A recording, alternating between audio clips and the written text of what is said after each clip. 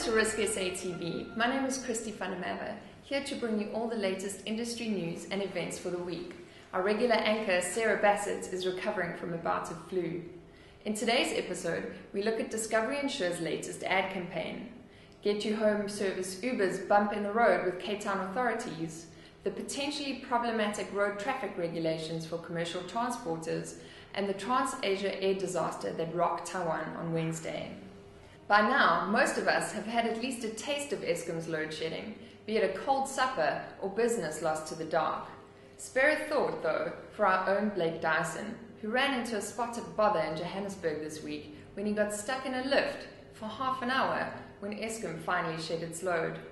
After finally freeing himself from this predicament by climbing through the lift roof between floors MacGyver style, he found the building evacuated and the car park locked.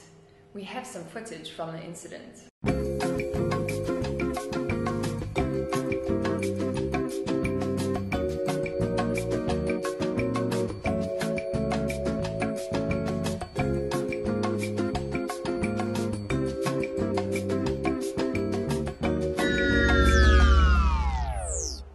If you have your own power outage story, or one of your clients has been affected by load shedding, please drop us a line.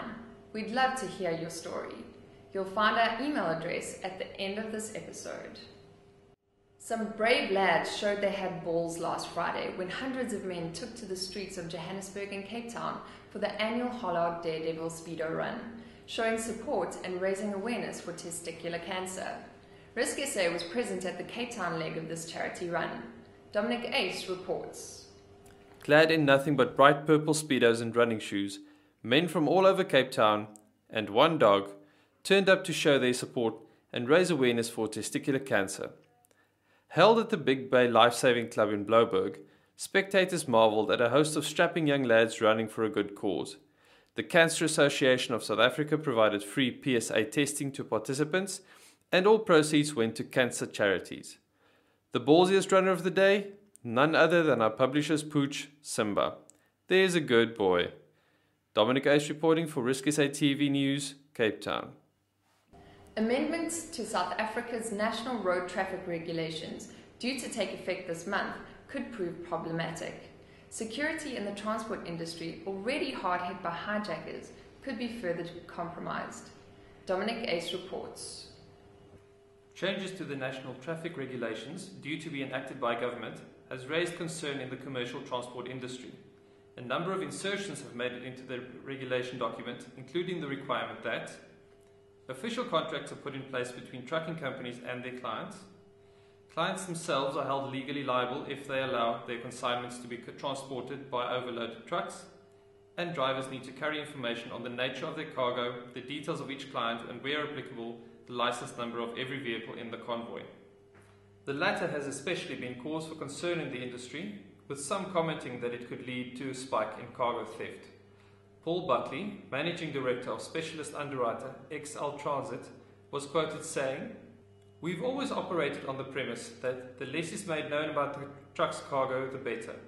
The road between Durban Harbour and Johannesburg is one of the busiest commercial routes in the world, and it's safer to have as few people as possible know the details about the contents of the containers on the truck.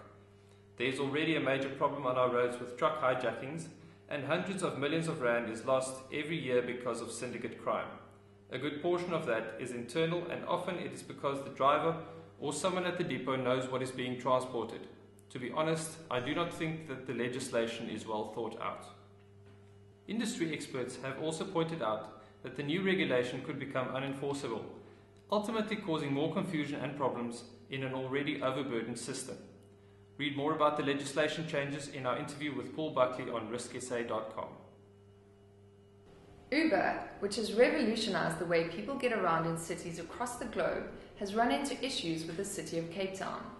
News 24 reports that at least 65 Uber cars have been impounded by law enforcement officials since the start of the year.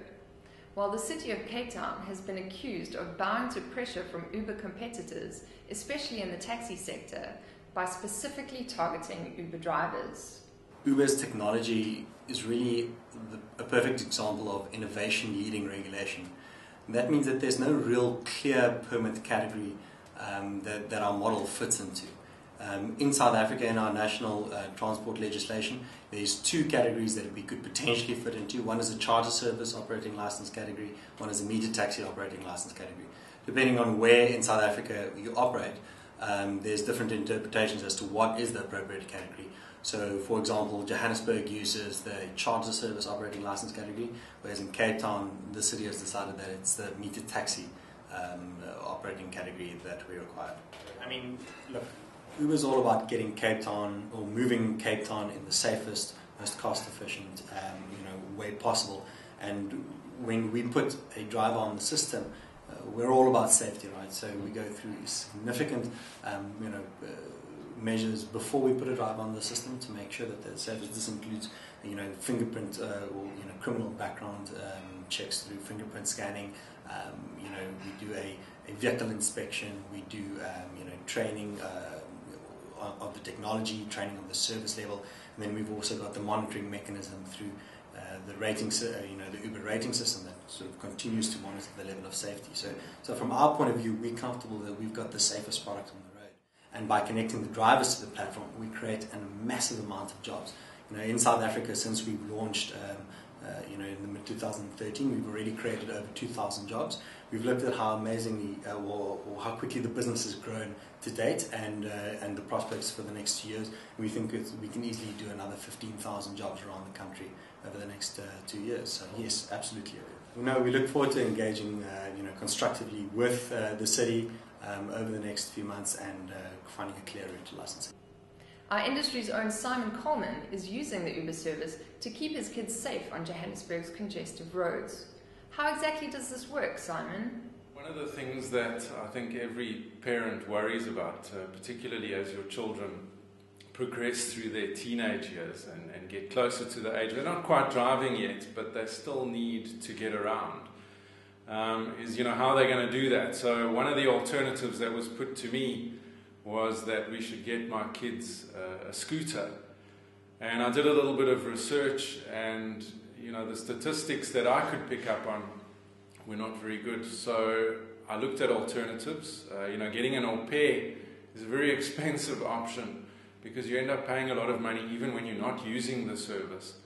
And then I thought about Uber. Everybody's using it here in Cape Town and in Joburg quite successfully. So I've set up an account for my kids, which I pay for and I keep control of. So when they need to get fetched from school or from extramurals, then I'll get in touch with Uber and we'll arrange to have them collected. I'm the contracting party, so I've obviously taken responsibility for the billing, and I keep track of when the lifts are needed and where they're going and when they're using them. And I mean, it's not just about the legal side, if you think about it, because it also gives me the ability to know where my kids are and where they're going and if they're arriving at their destination safely. A TransAsia Airways flight in Taiwan carrying 58 passengers and crew careened past buildings, clipped a highway and crashed into a shallow stream, killing at least 19 people. TransAsia GE235, a domestic flight from Taipei to Kinmen near mainland China, crashed 3 minutes after it took off. Astonishing dashcam video posted online showed the airplane in its final airborne moments, flying sideways over a highway and clipping a taxicab and bridge with its left wing.